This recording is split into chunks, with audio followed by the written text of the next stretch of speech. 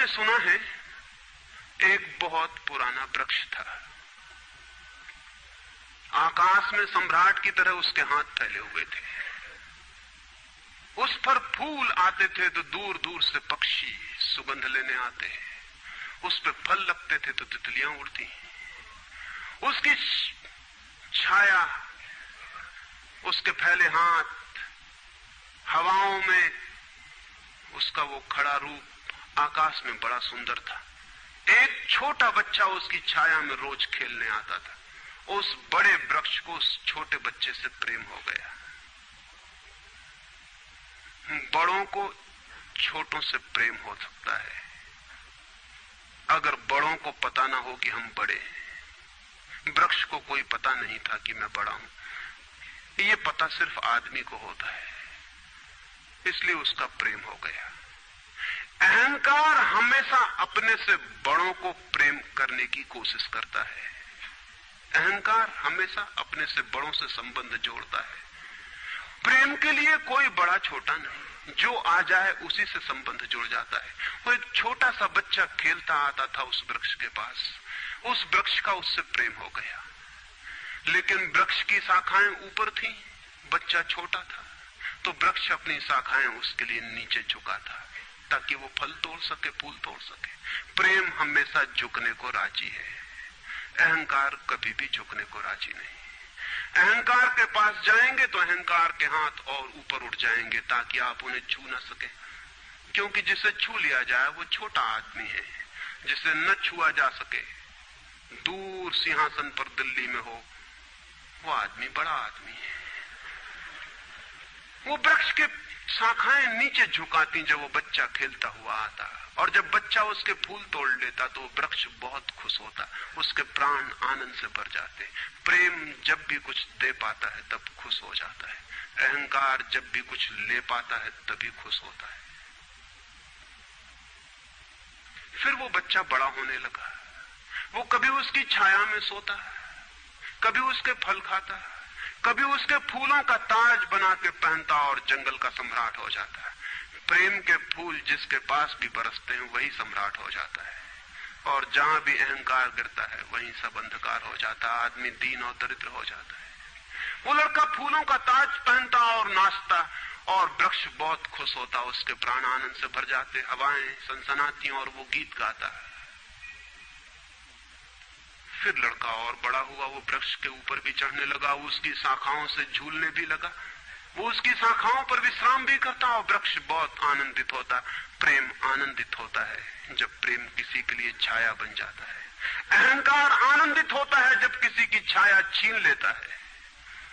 लेकिन लड़का बड़ा होता चला गया, दिन बढ़ते चले गए। जब लड़का बड़ा हो गया तो उसे और दूसरे काम भी दुनिया में आ गए, महत्वाकांक्षाएं आ गई, उसे परीक्षाएं पास करनी थी, उसे मित्रों को जीतना था। वो फिर कभी कभी आता, कभी नहीं भी आता, लेकिन वृक्ष उसकी प्रतीक्षा करता कि वो आए, वो आए। उसके सारे प्राण पुकारते कि आओ आओ। प्रेम निरंतर प्रतीक्षा करता है कि आओ आओ। प्रेम एक प्रतीक्षा है, एक अवेटिंग है। लेकिन वो कभी आता, कभी नहीं आता, तो वृक्ष उदास हो जाता है। प्रेम की एक ही उदासी है, जब वो बांट नहीं पाता तो उदास हो जाता है, जब वो दे नहीं पाता तो उदास हो जाता है। और प्रेम की एक ही धन्यता है कि जब वो बांट देता है, लुटा देता है, तो आनंदित हो जाता है। फिर लड़का और बड़ा होता चला गया, और वृक्ष के पास आने के दिन कम होते चले गए। जो आदमी जितना बड़ा होता चला जाता है, महत्वाकांक्षा के जगत में प्रेम के निकट आने की सुविधा उतनी ही कम होती चली जाती है। उस लड़के की एम्बिशन, महत्वाकांक्षा बढ़ रही थी। कहां वृक्ष, कहां जाना। फिर एक दिन वहां से निकलता था तो वृक्ष ने उसे कहा, सुनो। हवाओं में उसकी आवाज गूंजी कि सुनो, तुम आते नहीं, मैं प्रतीक्षा करता हूं, मैं तुम्हारे लिए प्रतीक्षा राह करता हूं, राह देखता हूं, बाट जोता हूं। उस लड़के ने कहा, क्या है तुम्हारे पास जो मैं आऊं? मुझे रुपए चाहिए। हमेशा अहंकार पूछता है कि क्या है तुम्हारे पास जो मैं आऊं।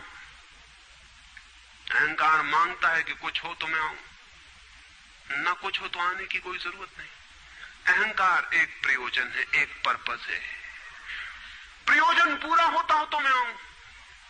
अगर कोई प्रयोजन न हो तो आने की जरूरत क्या है? और प्रेम निष्प्रयोजन है, प्रेम का कोई प्रयोजन नहीं। प्रेम अपने में ही अपना प्रयोजन है, वो बिल्कुल पर्पसलेस है। वृक्ष तो चौंक गया, उसने कहा कि तुम तभी आओगे जब मैं कुछ तुम्हें दे सकूं। मैं तुम्हें सब दे सकता हूं, क्योंकि प्रेम कुछ भी रोकना नहीं चाहता। जो रोक ले वो प्रेम नहीं है। अहंकार रोकता है, प्रेम तो बेशर्त दे देता। लेकिन रुपए मेरे पास नहीं है। ये रुपए तो सिर्फ आदमी की इजाद है, वृक्षों ने ये बीमारी नहीं पाली है।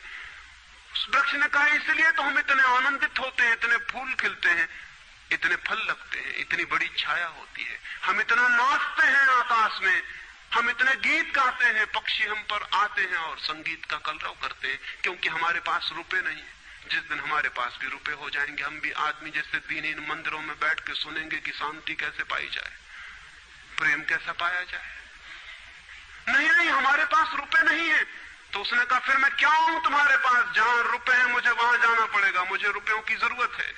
अहंकार रुपया मांगता है, क्योंकि रुपया शक्ति है, अहंकार शक्ति मांगता है। उस वृक्ष ने बहुत सोचा, फिर उसे ख्याल आया तो तुम एक काम करो, मेरे सारे फलों को तोड़ के ले जाओ और बेच दो तो शायद रुपए मिल जाए।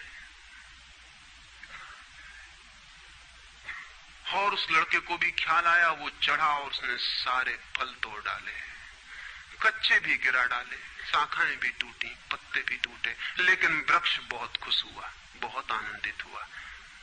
टूट के भी प्रेम आनंदित होता है, अहंकार पाके भी आनंदित नहीं होता, पाके भी दुखी होता है। और वो लड़के ने तो धन्यवाद भी नहीं दिया पीछे लौटकर, लेकिन उस वृक्ष को पता भी नहीं चला, उसे तो धन्यवाद मिल गया इसी में कि उसने उसके प्रेम को स्वीकार किया और उसके फलों को ले गया और बाजार में बेचा। लेकिन फिर वो बहुत दिनों तक नहीं आया। उसके पास रुपए थे और रुपयों से रुपए पैदा करने की वो कोशिश में लग गया, तो वो भूल गया। वर्ष बीत गए और वृक्ष उदास है और उसके प्राणों में रस बह रहा है कि वो आए उसका प्रेमी और उसके रस को ले जाए, जैसे किसी माँ के स्तन में दूध भरा हो और उसका बेटा खो गया हो और उसके सारे प्राण तड़प रहे हो कि उसका बेटा कहाँ है, जिसे वो खोजे, जो उसे हल्का कर दे, निर्भर कर दे। ऐसे वो वृक्ष के प्राण पीड़ित होने लगे कि वो आए आए आए, उसकी सारी आवाज यही गूंजने लगी कि आओ। बहुत दिनों बाद वो आया। वो लड़का तो प्रौढ़ हो गया था। वृक्ष ने उससे कहा कि आओ मेरे पास, मेरे आलिंगन में आओ। उसने कहा छोड़ो ये बकवास, ये बचपन की बातें हैं। अहंकार प्रेम को पागलपन समझता है, बचपन की बातें समझता है। उस वृक्ष ने कहा आओ मेरी डालियों से झूलो, नाचो। उसने कहा छोड़ो ये फिजूल की बातें, मुझे एक मकान बनाना है। मकान दे सकते हो तुम? वृक्ष ने कहा मकान? हम तो बिना मकान के ही रहते हैं, मकान में तो सिर्फ आदमी रहता है। दुनिया में और कोई मकान में नहीं रहता, सिर्फ आदमी रहता है। सो देखते हो आदमी की हालत, मकान में रहने वाले आदमी की हालत। उसके मकान जितने बड़े होते जाते हैं, आदमी उतना छोटा होता चला जाता है। हम तो बिना मकान के रहते हैं। लेकिन एक बात हो सकती है कि तुम मेरी शाखाओं को काट के ले जाओ तो शायद तुम मकान बना लो। और वो प्रौढ़ कुल्हाड़ी लेकर आ गया और उसने उस वृक्ष की शाखाएं काट डाली। वृक्ष एक ठूंठ रह गया नंगा, लेकिन वृक्ष बहुत आनंदित था। प्रेम सदा आनंदित है, चाहे उसके अंग भी कट जाएं, लेकिन कोई ले जाए, कोई ले जाए, कोई बांट ले, कोई सम्मिलित हो जाए, साझीदार हो जाए। और उस लड़के ने तो पीछे लौट के भी नहीं देखा, उसने मकान बना लिया। और वक्त गुजरता गया, वो ठूंठ रहा देखता, वो चिल्लाना चाहता, लेकिन अब उसके पास पत्ते भी नहीं थे, शाखाएं भी नहीं थी, हवाएं आती और वो बोल भी ना पाता, बुला भी ना पाता। लेकिन उसके प्राणों में तो एक ही गूंज थी कि आओ आओ। और बहुत दिन बीत गए, तब वो बूढ़ा आदमी हो गया था। वो बच्चा वो निकल रहा था पास से, वृक्ष के पास आके खड़ा हो गया। तो वृक्ष ने पूछा क्या कर सकता हूं और मैं तुम्हारे लिए, तुम बहुत दिनों बाद आए। उसने कहा तुम क्या कर सकोगे? मुझे दूर देश जाना है धन कमाने के लिए, मुझे एक नाव की जरूरत है। तो उसने कहा तुम मुझे और काट लो तो मेरी इस पीड़ से नाव बन जाएगी और मैं बहुत धन्य होऊंगा कि मैं तुम्हारी नाव बन सकूं और तुम्हें दूर देश ले जा सकूं। लेकिन तुम जल्दी लौट आना और सकुशल लौट आना, मैं तुम्हारी प्रतीक्षा करूंगा। और उसने आरे से उस वृक्ष को काट डाला। तब वो एक छोटा सा ठूंठ रह गया और वो दूर यात्रा पर निकल गया। और वो ठूंठ भी प्रतीक्षा करता रहा कि वो आए आए, लेकिन अब उसके पास कुछ भी नहीं देने को। शायद वो नहीं आएगा, क्योंकि अहंकार वहीं आता है जहां कुछ पाने को है। अहंकार वहां नहीं जाता जहां कुछ पाने को नहीं। मैं उस ठूंठ के पास एक रात मेहमान हुआ था, तो वो ठूंठ मुझसे बोला कि वो मेरा मित्र अब तक नहीं आया, और मुझे बड़ी पीड़ा होती, कहीं नाव डूब ना गई हो, कहीं वो भटक ना गया हो, कहीं किसी दूसरे किनारे पर विदेश में कहीं भूल ना गया हो, कहीं वो डूब ना गया हो, कहीं वो समाप्त ना हो गया हो। एक खबर मुझे भर कोई ला दे, अब मैं मरने के करीब हूं, एक खबर भर आ जाए कि वो सक्सेसफुल है, फिर कोई बात नहीं, फिर सब ठीक है। अब तो मेरे पास देने को कुछ भी नहीं है, इसलिए बुलाऊं भी तो शायद वो नहीं आएगा, क्योंकि वो लेने की ही भाषा समझता है। अहंकार लेने की भाषा समझता है, प्रेम देने की भाषा है। इससे ज्यादा और कुछ मैं नहीं कहूंगा। जीवन एक ऐसा वृक्ष बन जाए और उस वृक्ष की शाखाएं अनंत तक फैल जाएं, सब उसकी छाया में हो और सब तक उसकी बाहें फैल जाए, तो पता चल सकता है कि प्रेम क्या है। प्रेम का कोई शास्त्र नहीं है, न कोई परिभाषा है, न प्रेम का कोई सिद्धांत है।